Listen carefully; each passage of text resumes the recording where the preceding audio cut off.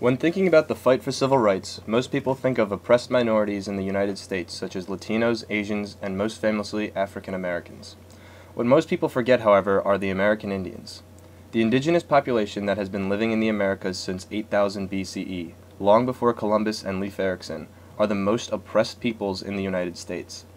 Some will argue that even up to the present day, after the civil rights movement of the 60s, American Indians are still oppressed and do not enjoy the rights and civil liberties that other citizens are granted.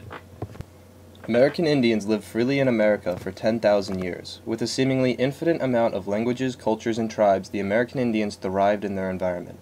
When Columbus arrived in the Caribbean in 1492, he and the other explorers that followed brought diseases that killed 90% of the population in the Western Hemisphere, which is estimated to be 30 million American Indians. This resulted in 27 million deaths, which is the highest casualty rate in any genocide in world history. This may have seemed inevitable, as there were nothing anyone could do to stop the disease from spreading. But diaries from Cortez and other conquistadors show that their tactics to bring down large empires such as the Aztecs and Tlaxicans were to give them infected blankets and clothes to spread the diseases quicker. This epidemic spread to North America as well as crippling the population of tribes in the area that would soon be known as the United States. With a decimated population, American Indians lost much of their power that would be needed to stop the settlers in Virginia and Massachusetts. As the British, French, Portuguese, and Spanish pushed into America, the American Indians were pushed back. Britain displayed a harsh relationship towards the American Indians by practicing complete segregation, an idea that would later be practiced in the South towards African Americans. Laws legally separated white society from Indian society. For example, American Indians were prohibited from entering the city of Boston, a law that would not be removed until 2005. Strong cultural aggression also separated whites from Indians, as some violent tribes saw whites as a threat to their way of life, and whites saw Indians as wild animals looking to scalp isolated settlers for gain. Scalping was actually a practice introduced by the British Empire during the French and Indian War, so Indians could be rewarded for the amount of enemies that they killed. Yet the public wrongfully perceived this as an American Indian cultural value. This perception also led to the belief that American Indians were not people, but just savage animals. The public criticized the lack of clothing, the nomadic living, and even their language as being very basic and inferior. To make the American public perception worse, most Native Americans sided with the French during the French and Indian War. The French respected the American Indians by trading with them, allowing them to have sovereignty over their lands, and getting into much fewer armed conflicts against them. The British, on the other hand, pushed American Indians off their land and limited trade with them. The Native Americans proved to be very useful allies to the French, leading a number of successful large-scale ambushes on the British, most notably at the Battle of Monongahela, where Braddock's army was turned back 10 miles from Fort Duquesne. The British Americans despised the American Indians after these defeats, viewing them as cowardly by fighting with the guerrilla-style tactics. These public perceptions would later pave the way for the United States-Indian relations in the future. The relocation process was different for every tribe. The 5 civilized tribes were forced from their land to travel to Oklahoma on the Trail of Tears, where 6,000 of 16,000 Cherokee died. The Sioux were allowed to stay on their land, but for every few years the United States would continue to force the Sioux to sign treaties that shrank the reservation. The reservations represented the loss of freedom for American Indians. Pre-Columbian American Indians have no concept of owning land. There were areas that were meant for a certain tribe to hunt, but no definite line where one person owned land. Forcing American Indians onto reservations not only limited their freedom, but it is an example of the United States eliminating Indian cultural values. After the Civil War, the United States would implement new policies to completely destroy American Indian culture. Most wars in America brought hope and opportunity for American Indians. Opposing sides would offer full sovereignty to Indian lands if they fought for their cause.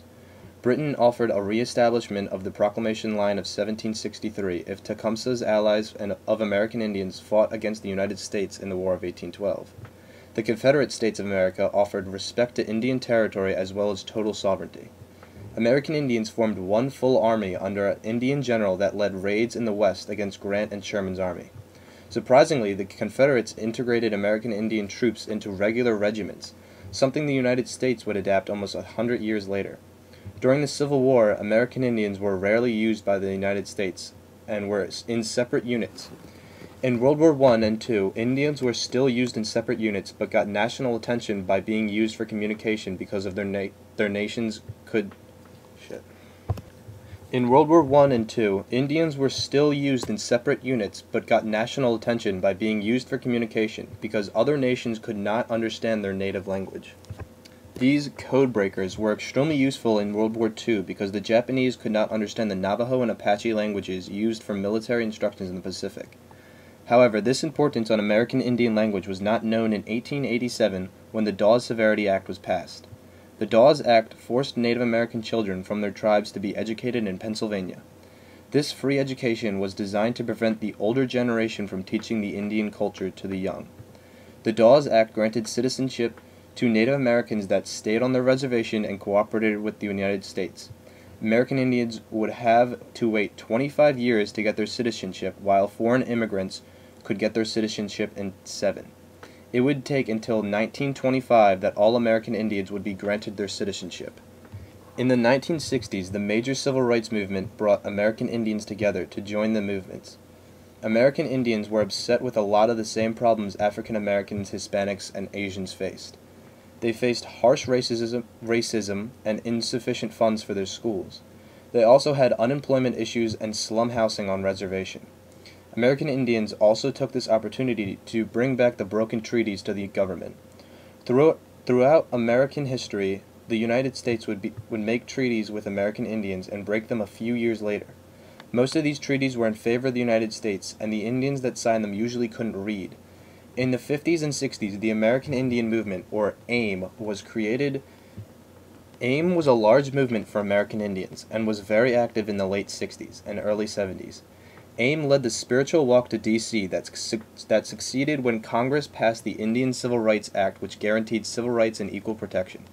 In 1972, AIM led the Trail of Broken Treaties across the country to protest the failure of the government to address the treaty's responsibilities.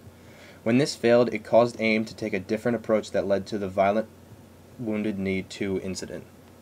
Before looking at Wounded Knee 2, it is important to understand what happened at the Wounded Knee Massacre. After the Dawes Act in 1887, American Indians adopted the Ghost Dance, which was a religious movement with the hopes and intentions that the Great Spirit would bring back the bison and remove the white man from America. While this idea may have seemed illogical, it united American Indians against the United States.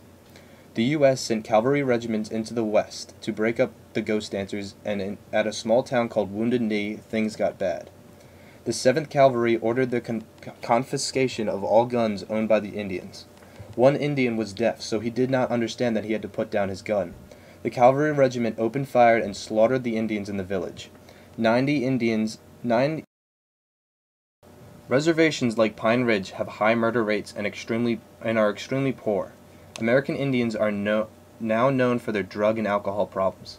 This is partially because of their body's natural tolerance. By having no exposure to alcohol before Columbus denied the natural tolerance humans developed towards these things from their ancestors, causing American Indians to have addiction problems. But it is also partially because of hope. American Indians living on these reservations still today don't get the best education and are born into poverty, causing high depression rates. Present-day Native Americans have been oppressed and ignored by the government and American culture as a whole. A lot of Americans believe that because of the New Buffalo's success in creating casinos, as well as oil rackets, that most Indians have money and the reservations are nice places. This is not true at all. Many reservations are comparable to the living in third world countries. Unemployment has reached 85%. 97% of the population lives below the poverty line. Men and women's life expectancy barely reaches 50 years of age, over 20 years less than the national average. Infant mortality rate is also extremely high. The current Native American dropout rate is around 70%. The list of issues goes on and on because of the ignored problems and the stagnancy of the U.S. government. A specific reservation, which is notably known for its diabetic issues, is given foods high in sugar and carbs by the government. These Native American reserves are currently under such poor conditions that the natives have to fight not only for their lives, but for equality at the same time. From the 1400s up until present day, Native Americans have had to fight battles against oppression. Their culture is dying off, and there is very little that they can do to stop it.